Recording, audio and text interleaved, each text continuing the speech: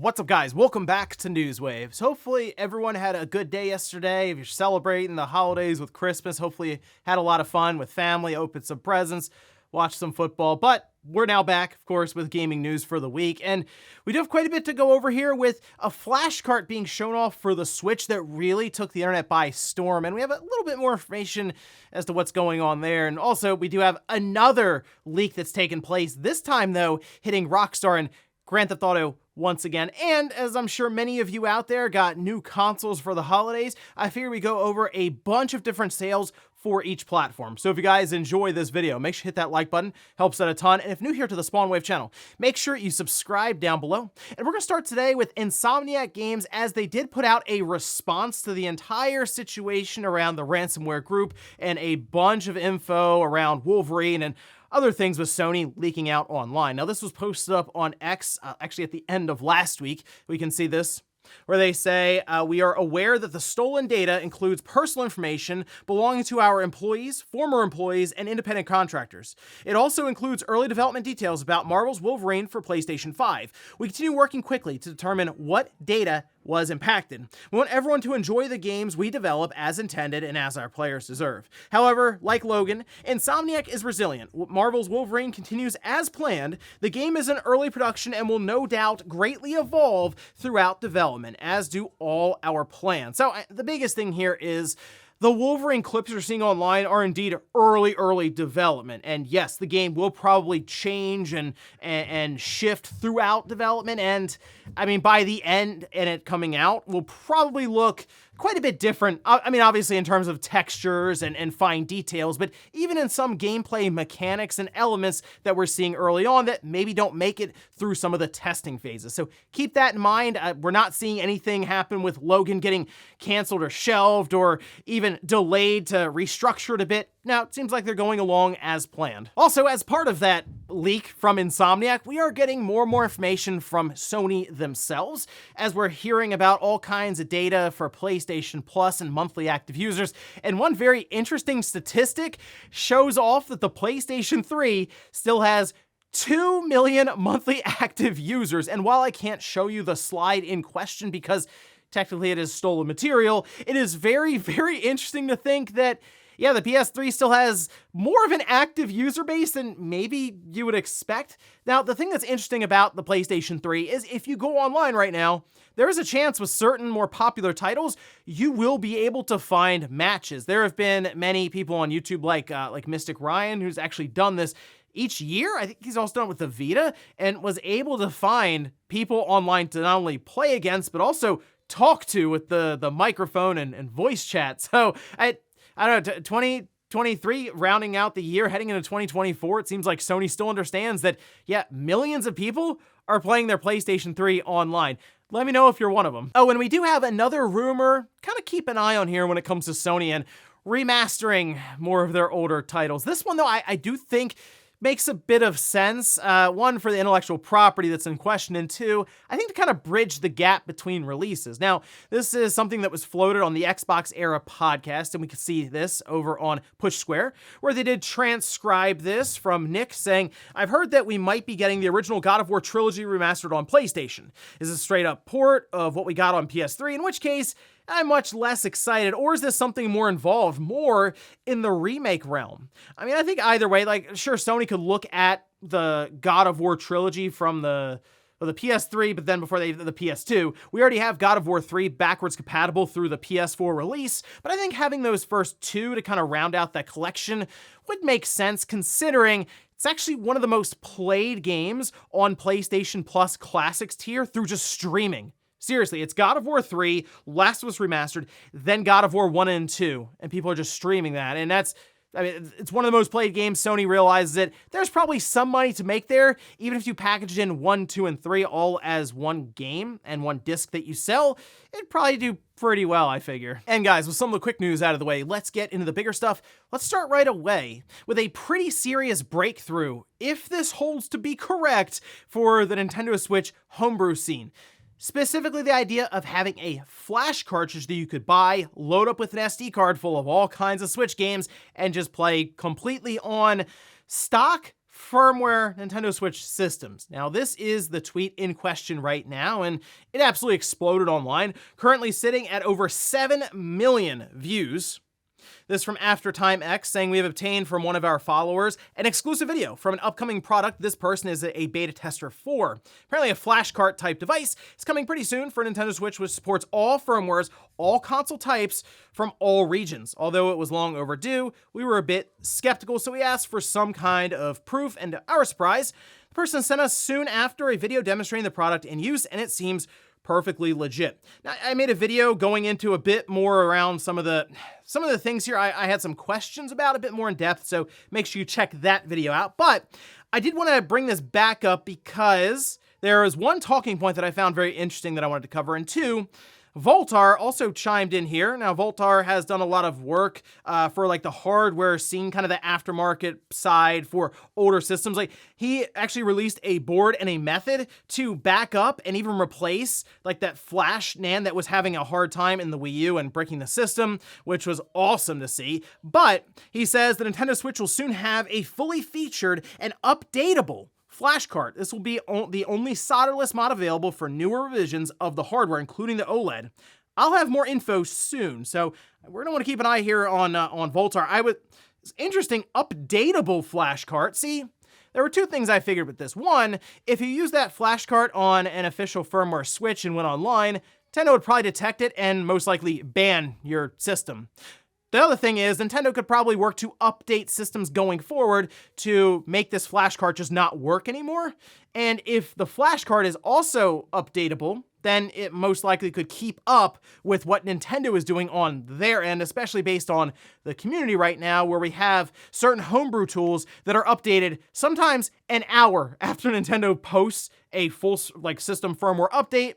Boom, the homebrew side is ready to go, updated, everything's compatible. However, the other part that I do think is interesting to consider going into 2024 is if Nintendo's next system being, we'll say, backwards compatible, as many people assume that it will be at this time, will this cartridge be able to work on it? Because Nintendo then is probably not happy seeing this at all. And that was something my first video really went into, is Nintendo is going to be following this very, very closely, especially if they themselves know right now on that new system, the Switch 2 has a cartridge that will fit this because it fits the older or the current Switch games. And that is something I'm sure Nintendo does not want to have to deal with, launching their next generation system with a way to basically just play all these Switch ROMs and who knows, maybe next-gen games as well off of it. Hard to say based on, of course, the cartridge slot that Nintendo ends up using, and I'm sure a whole new set of parameters to figure out with an operating system and just like new hardware outright with, I'm sure,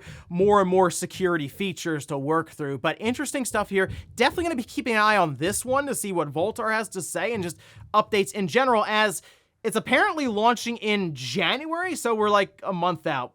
We'll see more as we get closer. Next up, let's talk about another hacking situation that's led to quite a bit of information and files leaking out, and this, again, has to do with Rockstar and Take-Two, who have been dealing with this quite a bit. We just discussed them in the courtroom last week, actually, and in this case has to do with Grand Theft Auto 5 and a number of canceled projects. That includes full-on games, as well as DLC and add-ons for Grand Theft Auto. Yeah, let's take a look here, though. This posted up over on X. Can't necessarily show you the screenshot below this, as there are a bunch of files thrown in, but this is from GTA Focal, who noticed this and said the full source code for GTA 5 has been publicly leaked. The source code was previously traded between individuals before now. We also had Insider Gaming actually reporting on this, a GTA 5 source code, GTA 6 code, and get this, Bully 2 files leaking online. Yeah, that's right. Apparently, just Bully 2 in general, all the stuff that Rockstar had been working on, which, yeah, it's looking more and more to be confirmed at this point that Bully 2 was fairly into development before they either shelved it or canceled it, to the point where we have just files to go through to look more into this. And I think this is going to end with quite a bit of information getting out there around this project in particular, because people have been calling for a new Bully game for quite some time. We also have MMI saying that with that source code leak confirmed, the canceled single-player DLCs, you can see Manhunt, Norman, Relationship, Enterprise, Prologue, Assassination, Agent Trevor, Liberty City. Oh, interesting. Okay. And then This is one that I really wanted to know how this would have turned out. Nathan said that GTA Tokyo PS2 was real, but Rockstar canceled GTA Tokyo. Wow. Okay, so I guess I'm getting like, I'm thinking like, I mean, we've had things recent, like Sleeping Dogs is a game probably set up in that vein. I mean, True Crime, I know that was like Streets of LA and New York City. I'm just thinking of games that were within proximity of Grand Theft Auto that would have made sense here and maybe would have lined up where they could have done more hand-to-hand combat, that sort of thing. Wow, that would have been interesting to see happen. I wonder why that got canceled. I mean, they were bringing out a lot of games during that PlayStation 2 generation, and maybe they just ran out of time. But the big thing here people are concerned about is that with the GTA 5 source code out there now, people will be able to do a lot more when it comes to hacking tools, cheating, all kinds of trainers, different things that would probably make the online experience not much fun to play. And of course, that means you'll see a lot of these popping up online for sale, and I'm sure Rockstar will try to deal with all of that themselves. But fortunately, we're just a couple of years away from GTA 6 and probably a whole new Grand Theft Auto Online. As I mentioned, GTA 6, there were files in here apparently related to that, and people are still going through all of the stuff that leaked out, as there's quite a bit to sift through here. So we'll probably see more updates as we go along, and I'm curious if we find out about any other canceled projects. It's something tells me, based on that, how they were releasing stuff constantly and then all of a sudden it was a large gap of just no releases.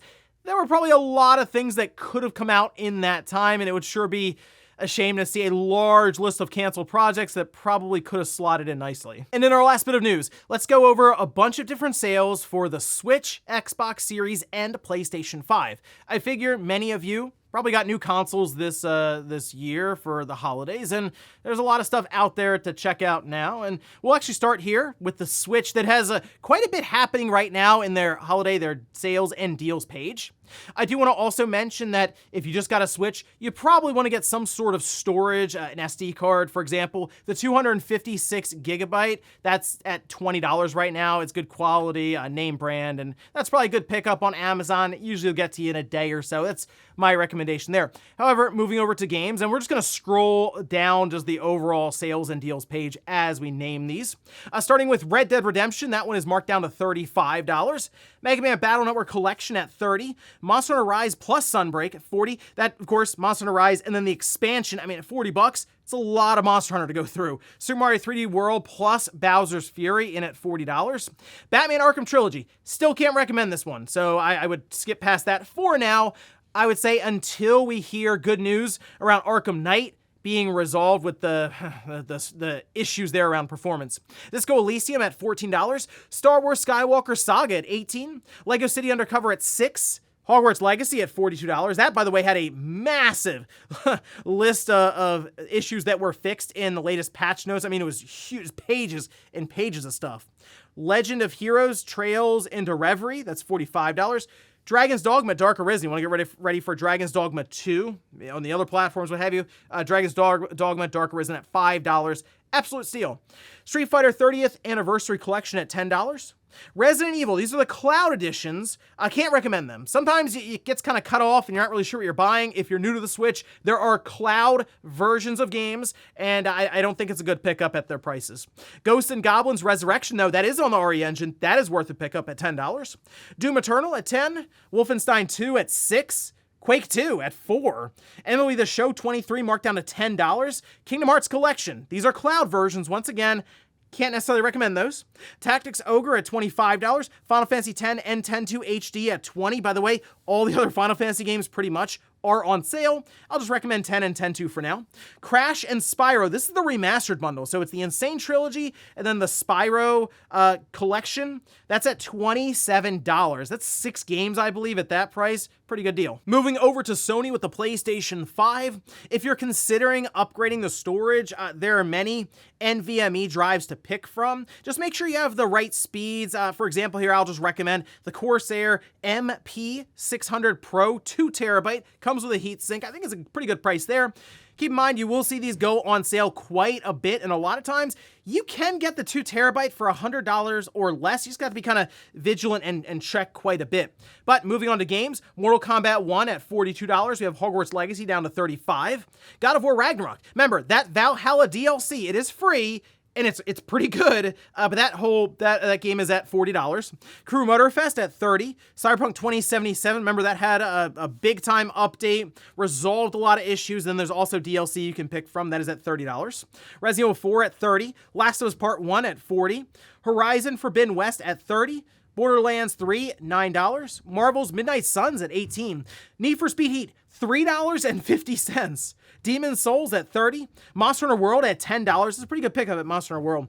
Immortals of Avium down to $28. Tony Hawk Pro Skater 1 and 2 at $20. Mass Effect Legendary Edition at $6. Guardians of the Galaxy, good game, very underrated. That one's $15. Tales of Arise at $20, and then Yakuza Like a Dragon at $15. Also keep in mind, might not be a bad idea to take a look at PlayStation Plus Extra tier specifically, as I don't really think PlayStation Plus Premium tier is there quite yet, but the selection of games with Extra at that price might be enough for a new owner for quite some time. Moving over to the Xbox Series systems, Game Pass, of course, is the big recommendation here. Game Pass Ultimate, just throwing that out there for new owners. I think it's basically a must-have, considering all of Microsoft's first-party games will be going into there, and that's going to be, I assume, including Call of Duty in the near future, we'll say. But speaking of Call of Duty, MW3 is down to $49. Street Fighter 6 is at $40.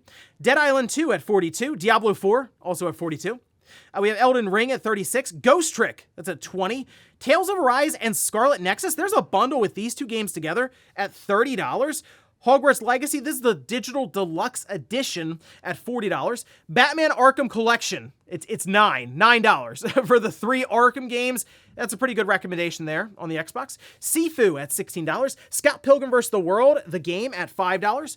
Now we move into the interesting territory with the Xbox. We can go back to the Xbox 360, and there are a lot of backwards compatible games that are on sale. For example, Fight Night Champion, $4, very good game there.